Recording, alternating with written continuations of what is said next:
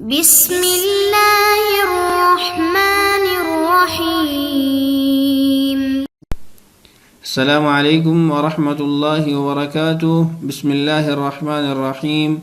عزیز شرکاء، آج ہم لیول نمبر 2 کا سبق نمبر 1 پڑھیں گے، جس کا عنوان ہے اسم فعل باعتبار تعداد حروف۔ اس سے قبل لیول نمبر 1 کے اندر ہم فعل کی مختلف حالتیں پڑھ چکے ہیں اور ابواب ثلاثی مجرد کی مختلف گردانیں ہم سیکھ چکے ہیں۔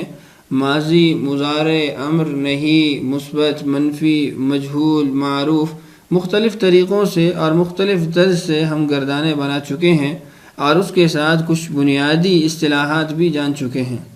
آج لیول نمبر 2 کا سبق نمبر 1 ہے، جس کے اندر ہم یہ جانیں گے کہ آیا اسم اور فعل 3 حرفی ہی ہوتے ہیں، 3 حروف پر ہی مشتمل ہوتے ہیں، یا اس سے زائد حروف بھی آ سکتے ہیں۔ تو آئیے اپنا سبق شروع کرتے ہیں اور حسب معمول چند مثالوں سے بات کو سمجھتے ہیں۔ آپ اپنی اسکرین پہ چند آیات دیکھ رہے ہیں۔ یہ آیات زندگی میں آپ بار بار سن چکے ہوں گے۔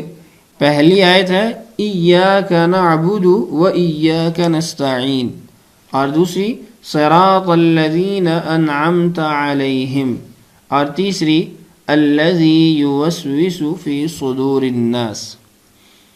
پہلی آیت کے اندر غور کیجئے تو آپ کو 2 فعل نظر آئیں گے۔ پہلا فعل نعبد اور دوسرا فعل نستعین۔ اب پہلے فعل کے اندر اگر دیکھیں تو آپ کو صرف 3 حرف نظر آئیں گے، عین، با، دال۔ چوتھا حرف نون وہ علامت مضارع شمار کیا جاتا ہے، جبکہ اس کے برعکس آپ نستعین کے اندر غور کریں تو وہاں پہ آپ کو حروف زائد نظر آئیں گے۔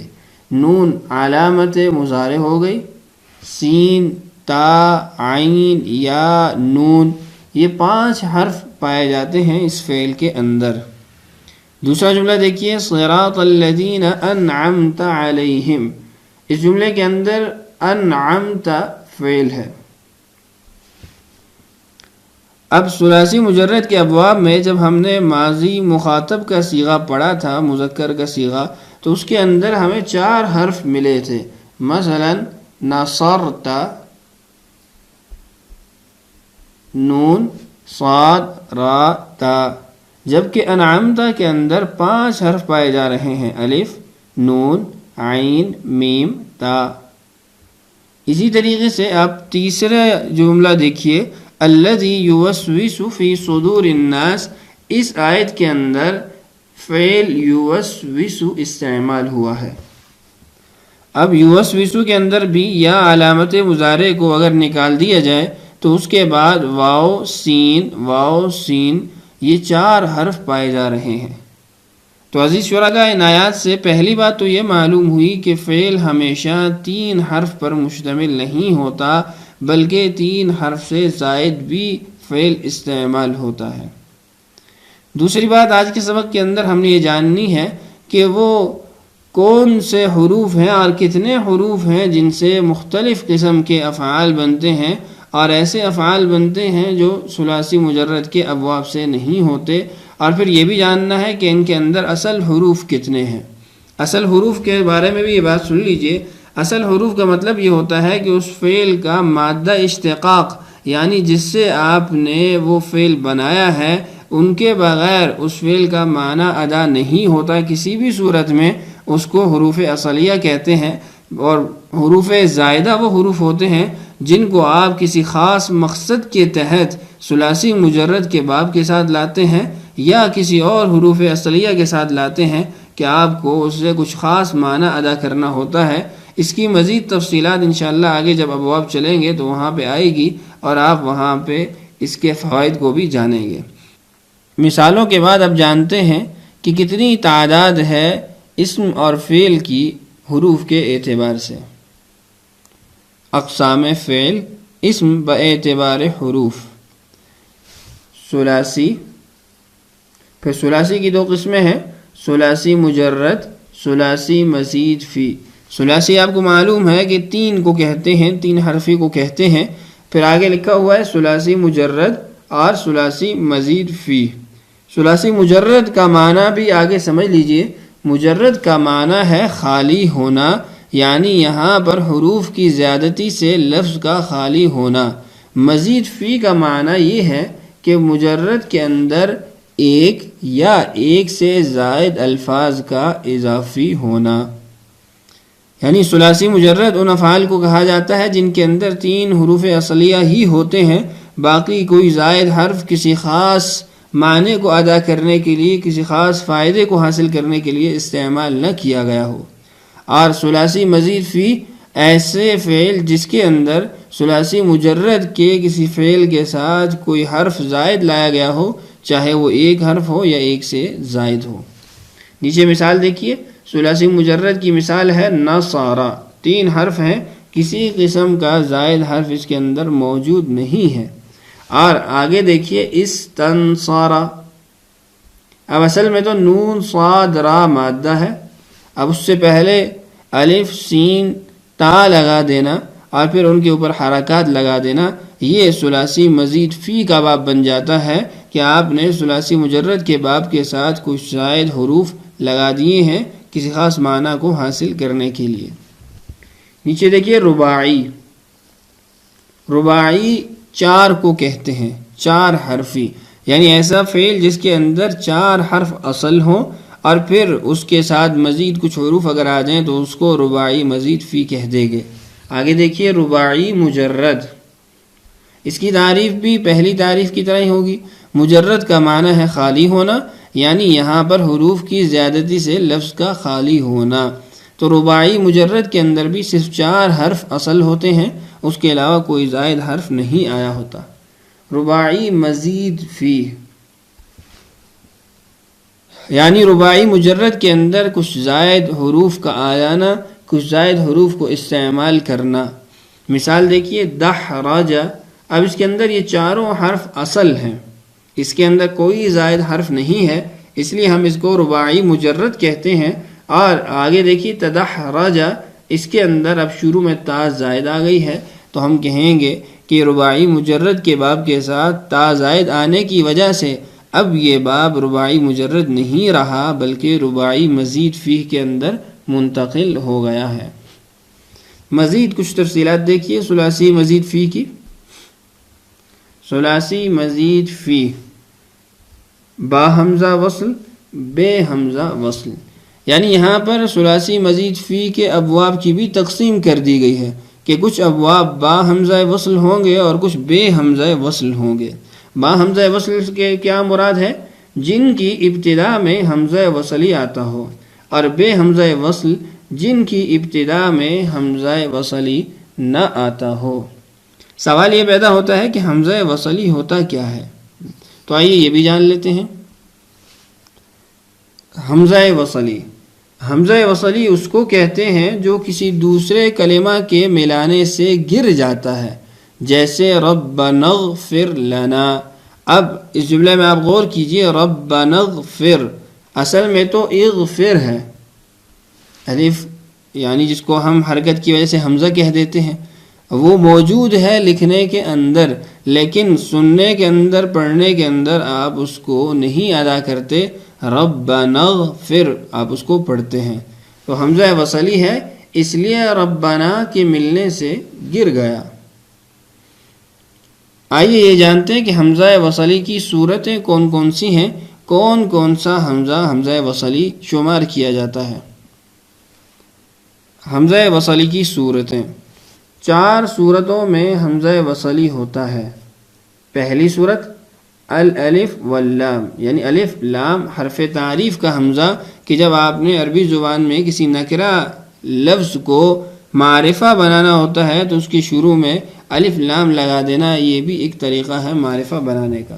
دوسرا ثلاثی مجرد کے فعل امر حاضر معلوم کا حمزہ، جو ہم پہلے پڑھ چکے ہیں. نصر ینصر سے جو امر کا صیغہ بنے گا وہ انصر ہوگا. اب اس کی ابتدا میں آنے والا حمزہ وہ حمزہ وصلی ہوگا، جب آپ اس کو ملا کے پڑھیں گے تو وہ گر جائے گا. تیسرا ثلاثی مزید فی با حمزہ وصل اور رباعی مزید فی با حمزہ وصل کے ابواب میں مصدر، ماضی اور امر حاضر معلوم کا حمزہ. یعنی جو ابواب آگے مستقبل میں ہم پڑھنے والے ہیں، ان ابواب میں آنے والا ثلاثی مزید فی کے باب کے اندر حمزہ وصلی، وہ مصدر کے اندر بھی حمزہ وصلی شمار کیا جائے گا، اور ماضی اور امر کے اندر بھی اس کو ہم حمزہ وصلی کے اندر ہی شمار کریں گے. چوتھی چیز، درج ذیل 10 اسماء کا حمزہ. عربی زبان کے 10 نام یہاں لکھے گئے ہیں جن کی ابتدا میں حمزہ آتا ہے، لیکن اس کو حمزہ وصلی شمار کر کے جب اس کو ملایا جاتا ہے تو گرا دیا جاتا ہے. پڑھ لیتے ہیں ان کو بھی. اسمن، ابنن، ابنتن، ابنمن، اسنانی، اسنتانی، امرؤن، امرأتن، ایمن، استن. یہ 10 اسماء ہیں جن کی ابتدا میں آنے والا حمزہ بھی حمزہ وصلی شمار کیا جاتا ہے. اب سوال یہ پیدا ہوتا ہے کہ حمزہ وصلی کی جب تعریف کی گئی ہے تو لازمی بات ہے کچھ حمزہ کو اس سے نکالا بھی گیا ہے. یعنی تمام کے تمام حمزہ کو تو حمزہ وصلی نہیں کہا گیا، 4 قسم کے حمزہ کو حمزہ وصلی شمار کیا گیا ہے. تو دیگر جو صورتیں ہیں جن کے اندر حمزہ استعمال ہوتا ہے اس کو کیا کہا جاتا ہے، آئیے اس کو بھی جانتے ہیں. حمزہ قطعی، یعنی دیگر حمزہ کو حمزہ قطعی کہا جاتا ہے، دوسری قسم کو حمزہ قطعی کہا جاتا ہے. حمزہ قطعی کس کو کہتے ہیں؟ حمزہ قطعی کسی دوسرے کلمہ کے ملانے سے نہیں گرتا. یعنی کچھ حمزہ وہ گریں گے کسی دیگر لفظ سے ملنے سے، اور کچھ حمزہ نہیں گریں گے. گرنے والوں کو حمزہ وصلی کہا جاتا ہے اور نہ گرنے والوں کو حمزہ قطعی کہا جاتا ہے. جیسے ربنا اتمم لنا. اب ربنا یہاں پہ بھی آیا ہے، پہلے جملے میں بھی آیا تھا ربنا اغفر لنا میں، لیکن وہاں پہ حمزہ نہیں پڑھا گیا. یہاں ربنا اتمم حمزہ پڑھا جا رہا ہے. تو کہتے ہیں اتمم میں حمزہ قطعی ہے، اس لیے ربنا کے ملنے سے نہیں گرا. آئیے حمزہ قطعی کی بھی صورتیں جان لیتے ہیں. حمزہ قطعی کی صورتیں، 6 صورتوں میں حمزہ قطعی ہوتا ہے. پہلی صورت باب افعال کا حمزہ جیسے اکرم. دوسری صورت واحد متکلم کا حمزہ جیسے اضرب. تیسری صورت فعل تعجب کا حمزہ جیسے ما اسمعہ و اسمع به. چوتھی صورت جمع کا حمزہ، یعنی اسم جب جمع کی صورت میں آئے جیسے اشراف. پانچویں صورت علم کا حمزہ. علم کہتے ہیں نام کو، نام کا حمزہ یعنی کسی شخص کا نام، کسی چیز کا نام، جیسے ابراہیم، اسماعیل وغیرہ. اور چھٹی صورت افعل اسم تفضیل اور صفت مشبہ کا حمزہ جیسے اضرب، احمر. آئیے ابھی جانتے ہیں کہ حمزہ وصلی کے ابواب کون کون سے ہیں جو ثلاثی مزید کے اندر استعمال ہوتے ہیں. ابواب ثلاثی مزید فی بے حمزہ وصل. کچھ دیر قبل ہم نے کہا تھا کہ ثلاثی مزید فی کے ابواب کی 2 قسمیں ہیں، با حمزہ وصل اور بے حمزہ وصل. تو اب ہم یہ جانتے ہیں کہ با حمزہ وصل کون سے ابواب ہیں اور بے حمزہ وصل کون سے ابواب ہیں. تو بے حمزہ وصل کے 5 باب ہیں جو آپ کو اپنی اسکرین پہ نظر آ رہے ہیں. پہلے باب کا وزن یا سانچہ وہ ہے افعال. باب افعال جیسے اکرم یکرم اکراما. دوسرا باب تفعیل جیسے صرف یصرف تصریفا. اور تیسرا باب مفاعلہ جیسے قاتل یقاتل مقاتلتا. اور چوتھا باب تفاعل جیسے تقبل یتقبل تقبلا. اور پانچواں باب تفاعل جیسے تعارف یتعارف تعارفا. نیچے دیکھیے ابواب ثلاثی مزید فی با حمزہ وصل، یعنی وہ ابواب جن کی ابتدا کے اندر حمزہ وصلی آتا ہے. پہلا باب باب افتعال جیسے اجتنب یجتنب اجتنابا. اور دوسرا باب استفعال جیسے استنصر یستنصر استنصارا، اور تیسرا باب انفعال جیسے انفطر ینفطر انفطارا، اور چوتھا باب افعلال جیسے احمر یحمر احمرارا، پانچواں باب افعیلال جیسے ادہام یدہام ادہیماما، اور چھٹا باب افعیعال جیسے اخشوشن یخشوشن اخشیشانا، اور ساتواں باب افعوال جیسے اجلوز یجلوز اجلوازا، اور آٹھواں باب افعل جیسے اطہر یطہر اطہرا، اور نواں باب افاعل جیسے اثاقل یثاقل اثاقلا۔ دو باتیں یہاں مزید سمجھ لیجئے۔ پہلی بات تو یہ کہ جتنے بھی ابواب ہیں ان کا نام ان کے مصدر کے وزن کے اوپر رکھا گیا ہے۔ پہلے باب میں جیسے اکراما مصدر ہے تو اس کو باب افعال علی وزن اکرام کہا جاتا ہے، تفعیل تصریف، تفاعل تقبل، مفاعلہ مقاتلہ، تفاعل تعارف۔ تو جو مصدر ہوتا ہے اسی مصدر کو اس کا باب بنا لیا جاتا ہے، اس کا وزن بنا لیا جاتا ہے۔ دوسری بات یہ سمجھ لیجئے کہ ابواب ثلاثی مزید فی با حمزہ وصل کے اندر تمام کے تمام ابواب برابر استعمال نہیں ہوتے، بلکہ ابتدائی ابواب زیادہ استعمال ہوتے ہیں اور دیگر ابواب کا استعمال کم ہے۔ یہ تو تھی ثلاثی مزید فی کے اعتبار سے بحث۔ وہاں پہ دوسرا جملہ تھا ہمارا رباعی مجرد اور رباعی مزید فی۔ باب رباعی مجرد، باب فعلل جیسے دحرج یدحرج دحرجتن، پھر نیچے ہے باب رباعی مزید فی بے حمزہ وصل اور اس کے نیچے ہے با حمزہ وصل، یعنی جو تقسیم ہم نے ثلاثی مزید فی کے ابواب میں حمزہ کے اعتبار سے کی تھی وہ تقسیم یہاں پہ بھی موجود ہے۔ پہلا باب ہے بے حمزہ وصل کا، باب تفاعل جیسے تدحرج یتدحرج تدحرجن، اور نیچے ابواب رباعی مزید فی با حمزہ وصل کا پہلا باب ہے باب افعلال جیسے احرنجم یحرنجم احرنجاما، اور اس کے نیچے ہے باب افعلال جیسے اقشعر یقشعر اقشعرارا۔ تو یہ تھا آج کا ہمارا سبق، جس کے اندر ہم نے یہ جانا کہ صرف 3 حرف سے فعل اور اسم نہیں بنایا جاتا، بلکہ اس سے زائد حروف سے بھی فعل اور اسم بنایا جاتا ہے، اور پھر اس کی مختلف صورتیں مختلف نوعیتیں ہم نے جانی ہیں۔ امید ہے آج کا سبق آپ کو اچھے طریقے سے سمجھ آ چکا ہوگا۔ آئیے اپنی مشق کی طرف بڑھتے ہیں۔ مشق کا سوال ہے افعال یاد کریں اور ابواب کی تعیین کریں۔ پہلا فعل ہے التبلیغ پہنچانا، دوسرا الانتشار پھیلنا، تیسرا الاحراق جلانا، چوتھا الانشراح کھلنا، پانچواں المبارکۃ برکت دینا، اور چھٹا الاستفسار پوچھنا۔ اب یہ 6 افعال ہیں، ان افعال کو آپ یاد کر لیجئے اور اس کا ماضی اور مضارع بیان کیجئے اور اس کے ساتھ باب کی تعیین بھی کر دیں۔